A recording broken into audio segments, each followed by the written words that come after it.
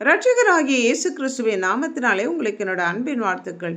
இன்றைய நாளின் தியானத்துக்காக தேர்ந்து கொள்ளப்பட்ட வேத வசனம் யோபின் சரித்திரம் 12வது அதிகாரம் 8வது வசனம். பூமியை விசாரித்து கேள், அது உனக்கு உபதேசிக்கும்.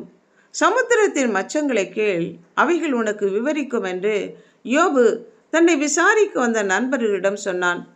பூமியை விசாரித்து கேட்டால் தன்னுடைய உரிமையாளர் யார் என்றும், பூமி தன்னை படைத்த தேவனுடைய பாதபடி என்றும், தேவனுடைய வார்த்தையினாலே பூமியை உண்டாக்கி சகலத்திலும் சிருஷ்டித்து பூமியை நிரப்பின தேவனுடைய மகிமையையும் சொல்லும்.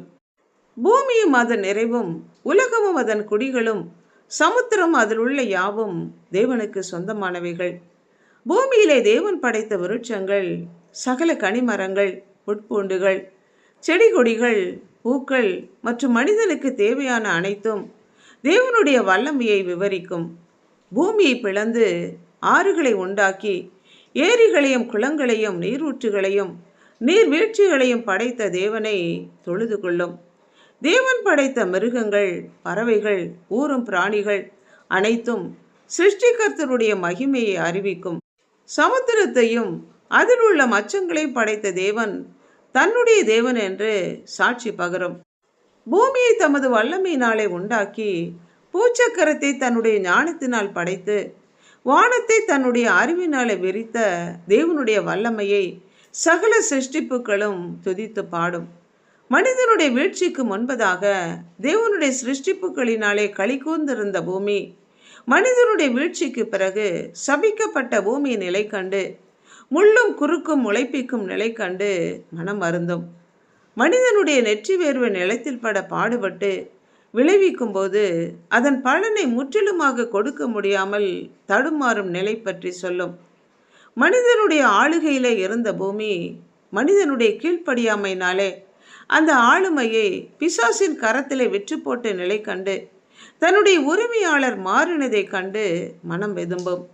தேவனுடைய ஆவியினாலே நடத்தப்படுகிற தேவனுடைய புத்திரர் வெளிப்பட சிருஷ்டியானது மிகுந்த ஆவலோடே காத்து கொண்டிருக்கிறது. சிருஷ்டியானது அழிவுக்குரிய அடிமைத்தனத்திலிருந்து விடுதலையாக்கப்பட்டு தேவனுடைய பிள்ளைகளுக்குரிய மகிமையான விடுதலையை பெற்றுக்கொள்ளும் என்கிற நம்பிக்கையோடு சர்வ சிருஷ்டியும் ஏகமாய் தவித்து பிரசவ வேதனை பட்டு கொண்டிருக்கிறது. பூமி தேவனுடைய வருகைக்காக காத்து கொண்டிருக்கிறது.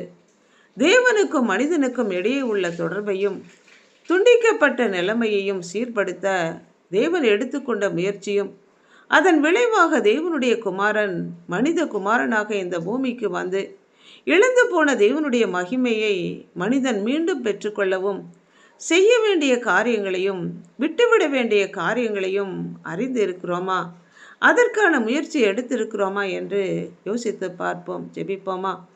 இரக்கமும் அன்பும் உள்ள பரம தகப்பனே, எங்களை படைத்தவரே, தேவனால் உண்டாக்கப்பட்ட பூமி சபிக்கப்பட காரணமாயிருந்த நாங்கள் தேவனுடைய வார்த்தையை கேட்டு கீழ்ப்படிந்து தேவ ஆவியானவராலே நடத்தப்படுகிற தேவனுடைய புத்திரர்களாக காணப்படவும் தேவனுடைய புத்திரர்கள் வெளிப்படவும் கிருபை தாங்க. அக்கினிக்கு இரையாக வைக்கப்பட்டிருக்கிற இந்த பூமியிலே நாங்கள் உயிரோடு இருக்கிற நாட்கள் எல்லாம் உம்முடைய வார்த்தையின்படியே செய்து அநேகரை அக்கினியிலிருந்து விடுவிக்கத்தக்கதான கிருபை தரும்படியாய் எங்களை அர்ப்பணித்து இயேசு கிறிஸ்துவின் நாமத்தினால் ஜெபிக்கிறோம் பிதாவே. ஆமென்.